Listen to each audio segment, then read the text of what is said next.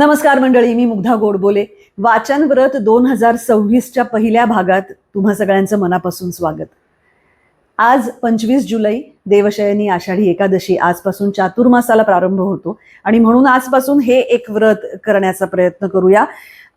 यंदा थोडं अधिक पद्धतशीरपणे माझ्या बाजूनी मी ते करीन असं म्हणते आहे. त्यासाठी मी काही माणसं, काही माझे स्नेही हाताशी घेतले आहेत, कामासाठी मला मदतीला ते घेतले आहेत.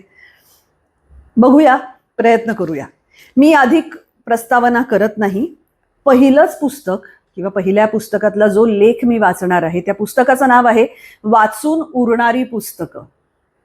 नितीन वैद्य यांनी लिहिलेलं हे पुस्तक आहे. नितीन वैद्य सोलापूरचे आहेत. त्यांचं अफाट वाचन आहे.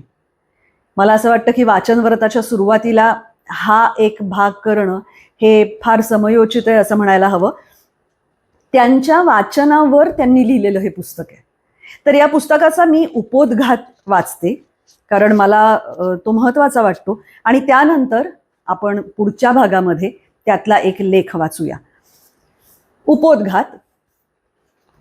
मैत्री पुस्तकांशी.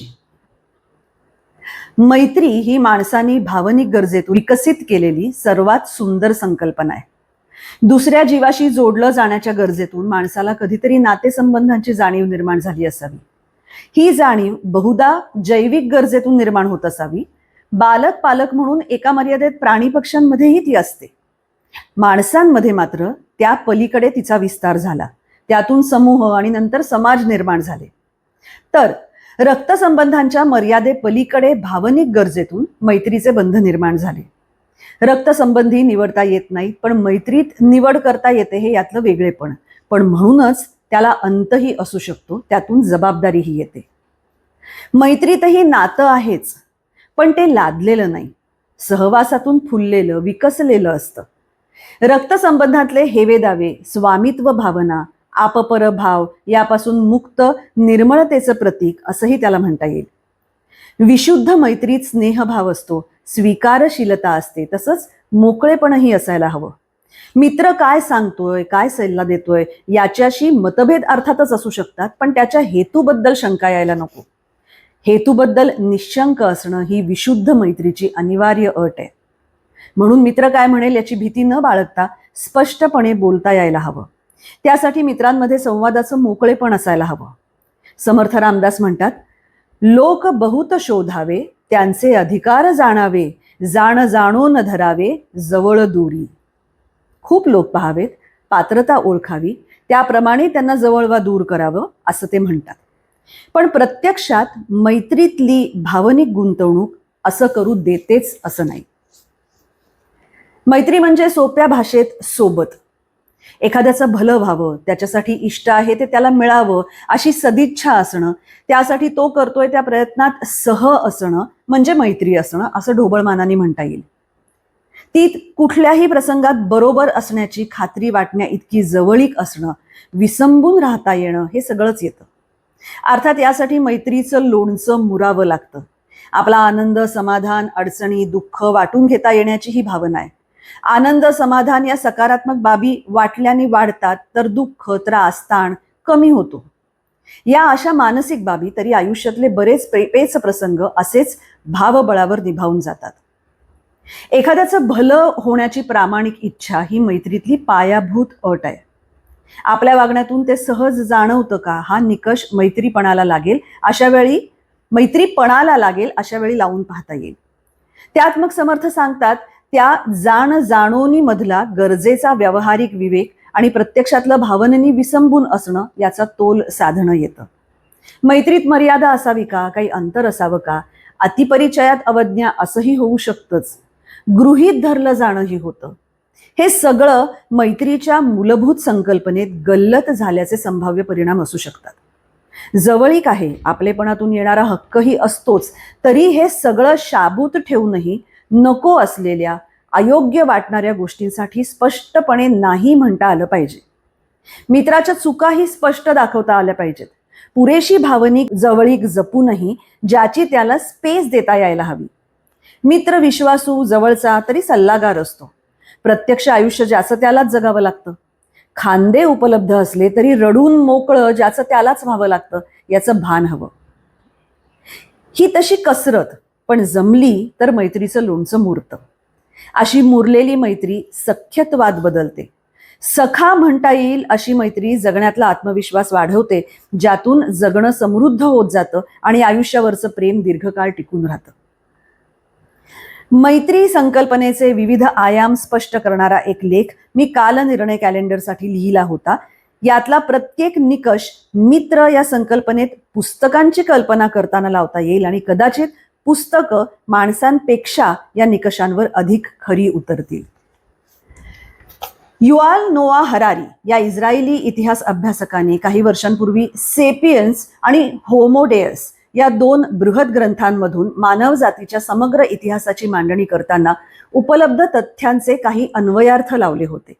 त्यात माणूस आणि इतर सर्व लाखो सजीवांच्या उत्क्रांती प्रक्रियेतला फरक अधोरेखित करताना समूहाने राहायला लागल्यानंतर कालौघात त्याच्या हाती लागलेले एकाच वेळी असंख्यांशी प्रत्यक्ष तसाच परात्पर संवाद करू शकणारे मिथकांचे गमक हा कळीचा मुद्दा नोंदवला होता. यातून माणूस उत्क्रांतीत अन्य प्राण्यांपेक्षा वेगळी, त्याला जीवसृष्टीत परिघातून केंद्रस्थानी आणणारी वाट चालून गेला असं त्यांनी म्हटलं होतं. नंतरच्या दीर्घकाळात याचा विविधांगी विकास भाषा आणि नंतर ती माध्यमं असणारे ग्रंथ असा झाला असावा. परात्पर संवादाचं प्रचंड सामर्थ्य असणारं माध्यम पुस्तकांशिवाय दुसरं नाही. एकाच वेळी हजारो, लाखो, क्वचित करोडोही माणसांशी जोडलं जातानाच सर्वांशी सामूहिक तसंच त्यातल्या प्रत्येकाशी स्वतंत्र हितगुज असावं, तसा टोकाचा व्यक्तिगत संवादही एकाच वेळी करू शकण्याची अतुलनीय क्षमता राखून असतात पुस्तकं. सुशोभित या हिंदी लेखकाचे दुसरी कलम हे पुस्तक अलीकडे वाचनात आले. अभिजात जागतिक साहित्यातल्या आपल्या विश्रांती स्थळांशी त्यांनी कृतज्ञतापूर्वक केलेला संवाद त्यात आहे. त्यात त्यानं और तब मुझे अनुभव हुआ कि मुझे इस किताब के लिए चुना गया है अशा वाक्याच्या समेवर येणारे असे काही व्यक्तिगत वाचनानुभव मांडलेत. 1972 हे आंतरराष्ट्रीय ग्रंथ वर्ष म्हणून युनेस्कोने साजरं केलं. त्या उपक्रमाचा एक भाग म्हणून राल्फ स्टेगर यांनी जगभरच्या वाचनासंबंधीचा एक ढोबळ पाहणी अहवाल विविध स्वयंसेवी संस्थांच्या मदतीने प्रसिद्ध केला होता. रोड्स टू रीडिंग या शीर्षकाने मय दळवी यांनी त्याचा वाचनाच्या वाटा या नावाने मराठी अनुवाद केला. युनेस्कोच्या मदतीनेच औरंगाबादच्या परिमल प्रकाशनने तो प्रकाशित केला. वाचन म्हणजे काय, वाचनाने काय साधतं, वाचन सवय वृद्धिंगत कशी करता येईल यासह अनेक विषय त्यात थोडक्यात मांडलेत. त्यासाठी जगभरच्या विविध पाहण्यांचे संदर्भ त्याला आहेत. पुरातन काळापासून जगाच्या विविध भागात कसल्याच सुविधा नसताना मौल्यवान ग्रंथ पोहोचवणारे प्रवासी ते आज जगाच्या कानाकोपऱ्यात मुलांपर्यंत पुस्तकं पोहोचावीत यासाठी प्रयत्न करणारी माणसं, संस्था यांच्या नोंदी त्यात आहेत. त्यात जॉर्ज लुई बोर्हेसचा अनुभव दिलाय. तो म्हणतो, सुदैवाने मला फक्त शाळेतच शिक्षण मिळालं नाही, जे अन्यथा दुय्यमही होतं, तर माझ्या वडिलांच्या वाचनालयातही शिकता आलं. मी बालपणाचा विचार करतो तेव्हा मला शेजारी आठवत नाहीत, तर वडिलांचं ग्रंथालय आणि जगाची ओळख करून देणारे त्यातले ग्रंथ आठवतात. बोर्हेसनेच आणखी एका ठिकाणी म्हटलंय, मी स्वर्गाची कल्पना करतो तेव्हा डोळ्यासमोर ग्रंथालय उभं राहतं. आवडत्या जिवलग माणसा मित्रांनी गजबजलेल्या भवतालाची कल्पना करून पहा. पुस्तकांच्या सहवासाची सवय माणसात कसं परिवर्तन घडवून आणते त्याचे काही टप्पे त्यात दिलेत. ते असे: जाणीव, जीतून नव्या कल्पनांचं प्रथमच ज्ञान होणं, त्यात रस निर्माण होणं, समकालाच्या संदर्भात त्याचं मूल्यमापन होणं, त्यांचा मनोमत स्वीकार आणि शेवटी प्रत्यक्ष वर्तनात अंमलबजावणी. वाचनाच्या वेडाची ही अनेक उदाहरणं पुस्तकात आहेत. माझ्यापेक्षा तुला पुस्तकातच अधिक रस आहे असा आरोप करणाऱ्या मैत्रिणी हे तर प्रातिनिधिक. त्यालाही ते मान्य होत असतंच. अर्थात छंद म्हणून वाचणारे या मर्यादेपर्यंत पोचत नाहीत. मैत्री हा जसा छंद नाही तसंच वाचनही. छंद ही फावल्या वेळात करायची दुय्यम गोष्ट आहे. वाचन मात्र तुमच्या जीवनशैलीचा भाग होईल तेव्हाच तुमच्यात बदलांची शक्यता निर्माण होते. वाचनाच्या प्रसारार्थ उपक्रमांचीही माहिती या पुस्तकात आहे. पण ग्रंथ प्रसाराचं काम व्यापारी पद्धतीने वाढलं तर परिणाम कमी होतो. पुस्तक विक्री हा महत्वाचा विषय, तरी वाचनाच्या आनंदावर विरजण पडेल इतक्या उघडपणे तो पुढे येऊ नये असंही म्हटलं गेलंय. कितीही वाटलं तरी घाऊक पद्धतीने जिवलग मित्र मिळवता येत नाहीत. ललितनं त्याच्या सुवर्ण महोत्सवी वर्षात वर्षभर वेगवेगळे विशेषांक काढले होते. त्यात सर्व साहित्यातल्या सर्व विधान व्यतिरिक्त वाचन संस्कृती अंकही होता. त्याही आधी मॅजेस्टिकसाठीच गाढे वाचन व्यासंगी शशिकांत सावंत यांनी औदुंबरचा वाचन विशेषांक संपादित केला होता. त्यात अनेकांनी आपले वाचनानुभव मांडले आहेत. ललितमध्ये अभिराम भडकमकरांनी आपल्या लेखात म्हटलंय, नॅशनल स्कूल ऑफ ड्रामामध्ये सत्यदेव दुबेंनी त्यांना सांगितलं, रोज एक नाटक पढो. हे भडकमकरांनी तिथे एका व्रतासारखं पाळलं. त्यामुळे काय झालं की पुढे भडकमकर सांगतात ते मला माझ्याच संदर्भात आठवू लागलं. मलाही 2012 साली या अंकाचं संपादन केलेल्या संजय जोशींनी माझ्या 44व्या वाढदिवसानिमित्त शुभेच्छा देताना ते सगळ्यांनाच लिहितात तसंच उर्वरित 56 वर्षात 5600 पुस्तकं वाचून होवोत असं लिहिलं होतं. 100 वर्षांचं किमान वाचनक्षम आयुष्य आणि त्यात दरवर्षी 100 पुस्तकं, हे दोन्ही अशक्यप्राय योग जमून आले तरी एवढीच पुस्तकं वाचून होतील या त्यातल्या गर्भितार्थाने जसं भानावर आणलं. तोवर कसलीच साहित्य शैक्षणिक पार्श्वभूमी नसताना केवळ हौसेपोटी म्हणून त्याच सहजतेत, खरं तर गैरशिस्तीत वाचणारा मला तेव्हा हे एखाद्या सूत्रासारखं वाटलं. दरवर्षी किमान 100 पुस्तकं वाचायची. पुढची 10 वर्ष हे कसोशीने साध्य केल्यावर लक्षात आलं ते भडकमकरांनी लिहिलं त्या अनुभवातलंच होतं. निवडीला फार वाव नव्हता म्हणून एरवी वाट्याला गेलो नसतो अशी कितीतरी पुस्तकं वाचली मी या काळात. मित्र निवडता येतात असं म्हणतो तरी त्या निवडीला आपल्या अभिरुची, आकलन परिघाची तसंच पूर्वग्रहांचीही मर्यादा असते. आता मात्र वाटतं थोडं मोकळं सोडावं मनाला. मित्र होऊ इच्छिणाऱ्यांनाच आपली निवड करू द्यावी. हिंदीतले मान्यवर प्रकाशन असलेल्या राजकमल प्रकाशन समूहाने 2 वर्षांपूर्वी आपली 75 वर्ष पुरी केली.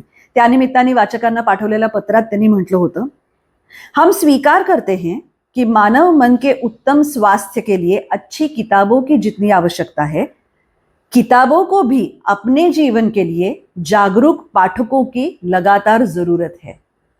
यातली व्यावसायिक सफाई बाजूला ठेवून वाचनानुभवाच्या प्रकाशात पाहिलं तर यातली सच्चाई लक्षात येईल. पुस्तकही खऱ्या मित्राप्रमाणे तुम्हाला शोधत येतात. अशी कितीतरी वेगवेगळी पुस्तकं आली वाचनात या काळात, हिंदी, मराठी, इंग्रजीही. एरवी मनोविकासनं प्रकाशित केलेल्या नूर जहीर, सलमा, निर्मला पुतुल, वोल्गा, वैदेही, प्रतिभा राय, चित्रा मुदगल, मृदुला गर्ग, सुधा अरोरा अशा देशभरच्या कितीतरी लेखक स्त्रियांचे स्त्रीवादाचे विविध पदर उलगडणारे कथा, कविता, कादंबरी, वैचारिक तसंच विविधांगी लेखन, जोडीला हिंदीतल्याच लता शर्मांचं पुस्तक औरत अपने लिए, व्हर्जिनिया वुल्फचं हिंदीत आलेलं जगप्रसिद्ध पुस्तक अपना एक कमरा, झुंपा लाहिरीची नेम सेक, अकस्टम्ड अर्थ, in other words, clothing of books सारखी विविधरंगी कथनं सलग कशी वाचली असती मी. कविता महाजन यांनी प्रयत्नपूर्वक उच्चारलेला ब्र फार आवडून गेला होता. त्यांनीच या मालिकेचं संपादन केलं होतं म्हणूनही या मालिकेकडे वळलो असेल कदाचित. पण निरपेक्ष मैत्रीत आपला मानसिक परीघ विस्तारत जातो याचा सुखद अनुभव आला. आपल्या कथित बलस्थानांची कदाचित नको तेवढी जाणीव आपल्याला असतेच, पण आपल्या मर्यादांचीही जाणीव करून देतात, त्या पार करण्यासाठी हात देतात ते मित्र असतात. पुस्तकं अशा प्रयत्नांसाठी मूक सेतू होतात हे अनुभवलं मी या दशकभरात. एखाद्या प्रदीर्घ दुःस्वप्नासारखा आलेला करोना काळ म्हणजे दुसऱ्या टोकाचा प्रकाशाचा ठिपका दृष्टीच्या टप्प्यात येत नव्हता तेव्हा काळाच्या अंधाऱ्या बोगद्यात एकटेपणाबरोबर मनावर स्वार झालेलं अदृष्टाचं भय. या काळात एखाद्या जिवलगानी करावी तशी साथ केली पुस्तकांनी. त्या काळातला एक अनुभव मी फेसबुकवर लिहिला होता तो असा, आज सकाळी 10 वाजताच पोस्टमनचा फोन आला. पोस्टात येत आहे का, पार्सल आलंय म्हणून. वीज, पाणी, दूध, भाजी सगळं नियमित येत असूनही बाहेरचं जगही आपण आत आहोत तसंच बंद आहे असं गृहीत धरलं होतं. याचं आश्चर्य वाटलं, काहीसं वाईटही वाटलं. आपलं जग नियमित पोटातलं पाणीही न हलता सुरू राहावं म्हणून बाहेर किती जण या अनियमित धोक्याच्या दिवसातही राबतायत. अर्थात या दिवसात कुणीतरी बोलावलंय याचाच आनंद इतका की लगेच कपडे बदलत निघायची तयारी केली. पण मुलींनी आदेशच काढला, कुठेही जायचं नाही. पार्सल म्हणजे पुस्तकच हे माहीत असल्याने अधीर उत्सुकतेत तासभर गेला. परत फोन आला, साहेब खाली तरी याल का, पार्किंगमध्ये आलोय. मग मात्र लगेच न जुमानता 50 पायऱ्या उतरत खाली गेलो. पार्सल ताब्यात घेतलं. पार्सल काही वेळ लांब ठेवा, सॅनिटायझरनी हात धुवा, घेतल्या उघडल्यावर वगैरे सगळं विसरत जिन्यातून वर येतानाच ते उघडलं. आत सन्मित्र बलवंत जेऊरकर यांनी पाठवलेलं ताजं पुस्तक होतं. केदारनाथ सिंह यांच्या अकाल में सारस या कविता संग्रहाचा मराठी अनुवाद, दुष्काळात सारस. पुस्तकं घरी येत आहेत अजून. ठरवून एखादं घ्यायला गेलो असता सोबत आणखी चारांचं घरी येणं, घेणं जमलं नाही तरी त्यांना पाहणं, हाताळत गळाभेट घेणं हे अंतरावरच आहे. तरी परिस्थिती मार्गावर यायच्याऐवजी अराजकाच्याच वाटेवर जाईल याचं भय साकारलेलं असताना पुस्तकांनी साथ सोडलेली नाही, एवढा दिलासाही मोठाच. या अज्ञातवासातही पुस्तकं हात देतायत या भरोशावर सरतील आता हेही दिवस. बलवंतजी धन्यवाद, तुम्ही दुष्काळातल्या सारसासारखेच आलात. पुन्हा येईन, आज नाही तर उद्या, उद्या नाही तर परवा, परवा नाही तर काही वर्षांनंतर, कदाचित पुढच्या जन्मीही. गल्लत करून घेऊ नका की मी पुढच्या जन्मावर विश्वास ठेवतो, परंतु प्रिय वाचक, एका कवीचं काम होऊ शकत नसतं पुढच्या जन्माशिवाय. जास्तीत जास्त तो हेच तर करत असतो की लोकांमध्ये, अगदी चीज वस्तूंमध्ये देखील नेहमी टिकून राहावी पुन्हा पुन्हा जन्म घेण्याची इच्छा. जातो आहे, परंतु तुमच्या दरवाजावर चिमणीच्या पंखासारखा एक लहानसा कागद हळुवारपणे ठेवून, म्हणजे पुरावा राहील की एक कवी आला होता. प्रिय वाचक मधून केदारनाथ सिंह, अनुवाद बलवंत जेऊरकर. आता घरी आधी सलग 10 दिवस 10 स्त्रियांची आत्मचरित्र वाचली. बहुतेक मागच्या शतकाच्या पूर्वार्धातली. अत्यंत प्रतिकूलतेतून आयुष्यावरची डोळस श्रद्धा आणि अथक प्रयत्नांती सार्थक्याच्या वाटेवर आलेल्या स्त्रिया. सत्यभामाबाई सुखात्मे यांचं गेले ते दिवस, राधाबाई शेवडे यांची जीवनगाथा, दुर्गाबाई देशमुख यांचा आमची कथा, लीला गोखले यांची माझी गोष्ट, यशोदाबाई आगरकरांच्या आठवणी संपादन केलं होतं प्रतिभा रानडे यांनी. काशीबाई कानिटकर यांचं शोध संपादन सरोजिनी वैद्य, सुलोचना सोमण अनुभव, मेहरुन्निसा दलवाई मी भरून पावले आहे, कौसल्या बसंत्री दुहेरी शाप, अंबिकाबाई धुरंधर माझी स्मरणचित्र. मग वाचले जगभरचे प्रगल्भ प्रवासानुभव. कादंबरीकार, समीक्षक, चिंतक वि सरदेशमुख यांनी जन्मगावचे दिवस या आपल्या लेखात आयुष्यात ओढ असूनही प्रवास फारसे घडले नाहीत अशी खंत व्यक्त केली आहे. त्यात म्हटलंय, प्रवासाची ओढ निश्चितच कायमची आणि तीव्र, तरी ही खंत मी कशी सहन करत आलो. हा विचार करताना सर्वात प्रथम इंद्रायणी काठच्या एका लहान वस्तीतलं तुकारामांचं ध्यान समोर येतं. कल्पना कितीही ताणली तरी गोरखनाथ, चक्रधर, नृसिंह सरस्वती, नामदेव, रामदास यांच्या अफाट भ्रमणाच्या पासंगालाही पुरणार नाही इतकंच फिरस्तेपण तुकारामांकडून घडलं असेल. पण त्यांच्या अंतर्यामीचं विश्व उपरोल्लेखित महानुभावां इतकंच अमर्याद होतं. अवघ्या बाहिम्या व्योम कवळिले या जातीचं. ते आपल्यासमोर आले ते तुकोबांच्या गाथेतून. 18व्या शतकाच्या उत्तरार्धात कवी, निबंधकार, चिंतक राल्फ वाल्डो इमर्सननं युरोपात भटकंती केली. त्याचा अनुभव सरदेशमुख नोंदवतात तो असा, सगळं जग पालथं घातल्यावर इतकंच दिसून आलं की माणसं सर्वत्र सारखीच सुखलोभी आणि दुःख विघ्न आहेत. त्यांचे मनोधर्म विकार सारखेच आहेत. त्यांनी पुष्कळ कमावलं तसंच गमावलंही आहे. आपलं सुखनिधान त्यांना सापडलेलं नाही. माझ्यापुरता विचाराल तर जगाचं दर्शन घेतल्यावर माझ्या जन्मस्थळाची ओढ मला उत्कटपणे जाणवते. परतून परत येण्याच्या या उत्कट अनुभवाची चव किती हृद्य. आयुष्याबद्दल त्यातल्या रोजच्या कटकटींसह प्रेम वाटायला लावतं याचा साक्षात अनुभव. किती प्रवास कशा कशासाठी केलेले, जीवलगांबरोबरचे तसे एकलही. त्यात जग पाहणं आहे तसा त्याच संदर्भातला आत्मशोधही. 13व्या शतकात इब्न बतूतानी सलग 30 वर्ष उपलब्ध सर्व मार्गांनी केलेला इस्लामी जगतातला एकल प्रवास आणि 700 वर्षांनंतर टाईमच्या टीमनी त्याच वाटांवर पुन्हा टाकलेली पावलं. या इतक्या प्रदीर्घ काळातही जग या भागात जणू फ्रीज झालं आहे असा त्यांनी नोंदवलेला अनुभव. धर्मानंद कोसंबी, राहुल सांकृत्यायन यांनी ज्ञानपिपासा शमवण्यासाठी आयुष्यभर केलेलं अफाट भ्रमण, ते अलीकडेच बौद्ध तत्वज्ञानाचे गाढे व्यासंगी कृष्णनाथ यांची लडाख ते ल्हासा या दरम्यान लाहोल, स्पिती, किन्नौर, कैलास आणि लडाख या टापूत बौद्ध वस्त्या गोंपांमधल्या भ्रमंतीची 3 पुस्तकं. अजय सोडानींची हिमालय दरबदर, दर्रा दर्रा हिमालय आणि सार्थवाह हिमालय अशी हिमालयाच्या अचाट आणि अफाट अनुभवांची त्रयी. 14 वर्षांच्या बिमल डेनचा ल्हासा ते कैलास असा गोठलेल्या सांगपो म्हणजे ब्रह्मपुत्रा नदीच्या पात्रातला अथांग हिमावरचा रात्रींमागून रात्री असा प्रदीर्घ एकल पायी प्रवास. बिल ॲटकिन्स का हिमालय आणि प्रबोध कुमार सान्याल उत्तर हिमालय चरित यांचे हिमालयातले दीर्घ प्रवास अनुभव. Umesh Pant inner line pass, Sulabha Brahmanalkar बंद दरवाजा बाहेर असे हिमालयातले कितीतरी वेगळे प्रवास. प्रत्येकाचा हिमालय वेगळा, तसा आत्मशोधही वेगळा. बिमल डेनच्या पुस्तकातल्या ओळी आठवतात अजून. चारों ओर भयंकर सन्नाटा था और उस निस्तब्ध प्रांतर में मैं अकेला प्राणी. रात जैसे सरक ही नहीं रही थी. लग रहा था मैं अनंत रात्रि के बीच से गुजर रहा हूं. धरती के कोलाहल से दूर भागकर अनजान अनंत रात्रि के फंदे में अटक गया हूं, जहां से निकल ही नहीं पा रहा हूं. लगातार चल रहा था, किंतु ठंड भी बढ़ती जा रही थी और रात मानो खत्म न होने वाली रात थी. सर्व अहिकाला त्यागून भ्रमणाला सुरुवात केल्यावर अशाच अचाट, कदाचित दुस्साहसी प्रवासात जेमतेम विशीतल्या क्रिस्टोफर मॅककॅन्डलिसचे शव 4 महिन्यांनी हिंस्र प्राण्यांनी अर्धवट खाल्लेल्या अवस्थेत अलास्काच्या घनदाट जंगलात सापडले होते. Into the wild, Jon Krakauer. Himalaya भ्रमंतीवरच्या या पुस्तकांनी दिलेल्या भावबळावर सोलापूरचा कहर उन्हाळा गुलजार होऊन गेला. नर्मदा परिक्रमेवरची कैकांची पुस्तकं, त्यातला कथित दैवी अनुभव बाजूला ठेवला तरी वाचल्यानंतर नर्मदेचा काठ प्रत्यक्ष पाहायला तेव्हा वाटलं हिचं आणि आपलं जन्मजन्मांतरीचं नातं आहे.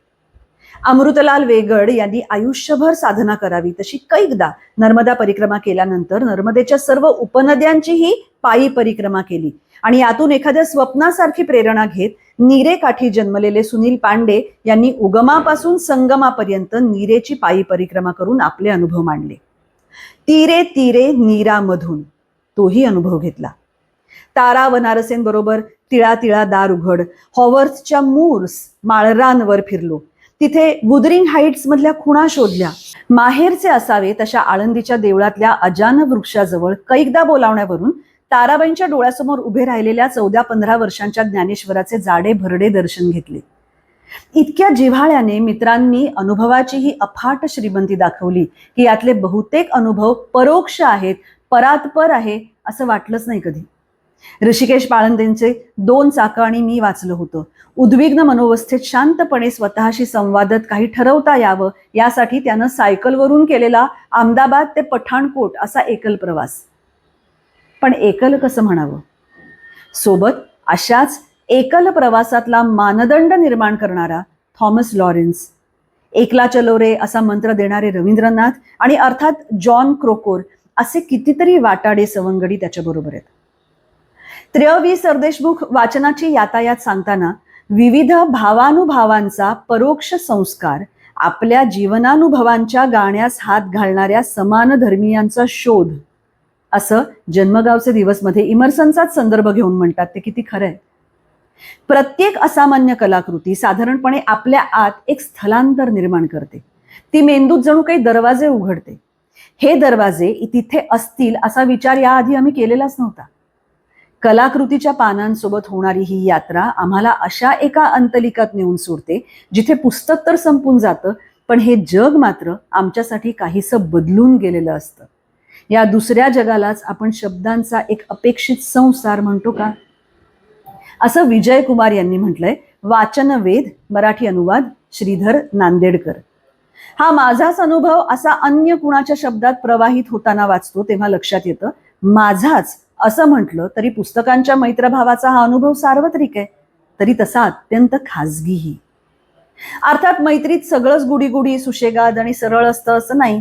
मैत्रीतही भावनिक गुंतवणूक होते बऱ्याचदा. त्यामुळे कसोटीच्या क्षणी आवश्यक ताटस्थ्यापासून लांब ठेवणं अवघड होतं.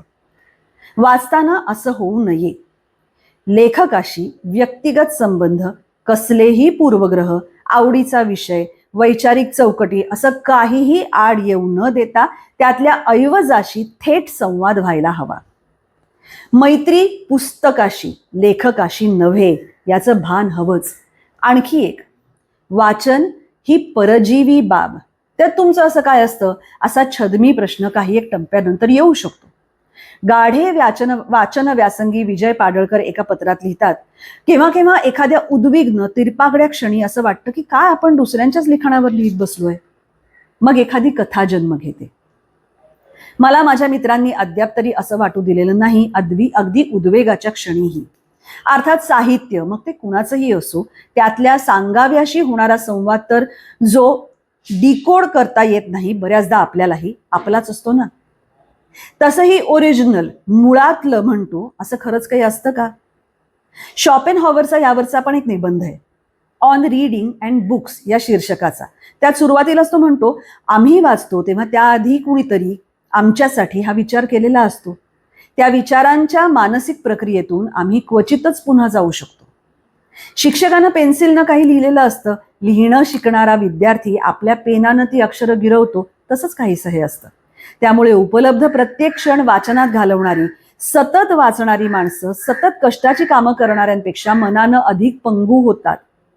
सतत घोड्यावर फिरणारी माणसं कालांतराने पायी चालणं विसरतात. तसे प्रत्यक्षानुभवाला पर्याय नसतो, या अर्थी हे खरंच. रोड्स टू रीडिंग मध्ये सुरुवातीलाच माणसं नक्की वाचतात कशासाठी अशी एक हेतूंची ढोबळ यादी दिली आहे. त्यातली काही अशी, विधी वा सवयीमुळे कर्तव्य भावनेतून, वेळ घालवण्याचं साधन म्हणून, समकालाचं ज्ञान आणि आकलन व्हावं म्हणून, व्यावसायिक हितासाठी व्यावहारिक गरज म्हणून, स्वतःचा विकास व्हावा सांस्कृतिक पार्श्वभूमीचा एक अतूट भाग म्हणून आणि निखळ बौद्धिक आध्यात्मिक गरज म्हणूनही. जगभरच्या वाचनासंबंधी काही निष्कर्ष काढायचे तर हेतूंचं हे ढोबळ वर्गीकरण ठीकच, पण त्या पलीकडे त्यात वैयक्तिक अनुभवाधारित तपशिलांचे रंग भरत डिटेलिंग करत गेलो तर काय दिसतं? सरदेशमुख म्हणतात, दूरचे प्रांत वा देशाचा प्रवास घडला नाही तरी पुस्तकांनीही उणीव शतपटींनी भरून काढली. पुस्तकांमधून देश विदेश, नगर वस्त्या पाहिल्या, निसर्ग स्थळांचे सौंदर्य अनुभवले, माणसांचे तर इतके अजब नमुने भेटावेत, गणतीच नाही. पुस्तकांनी इतिहास आणि इतिहासपूर्व काळातून फिरवलं, अज्ञातावरचं आवरण दूर केलं. ग्रंथांमधून मी माणसं वाचली, त्यांचा सहवास घेतला, ग्रंथकर्त्यांशी साक्षात परिचया विनासख्य जमवलं. एरवी हे आयुष्य किती लहान परिघात घोटाळत असतं. पुस्तकांनी विश्वरूपाचे परोक्ष पण आस्वाद्य आणि अनुभव्य दर्शन दिलं. कवयित्री सुनंदा भोसेकर यांनी आपल्या वाचनानुभवांवर लागीर नावाचं एक सदर लिहिलं होतं. त्यात त्यांनी वाचनात रमण्यातल्या ऐंद्रिय सुखाचीही नोंद केली आहे. वाचनात तंद्री लागण्याचा अनुभव काहीसा नशेसारखा वाटतो त्यांना. प्रवासातल्या अशा तंद्रीत गंतव्य स्टेशन मागे गेल्याचा अनुभवही त्या नोंदवतात.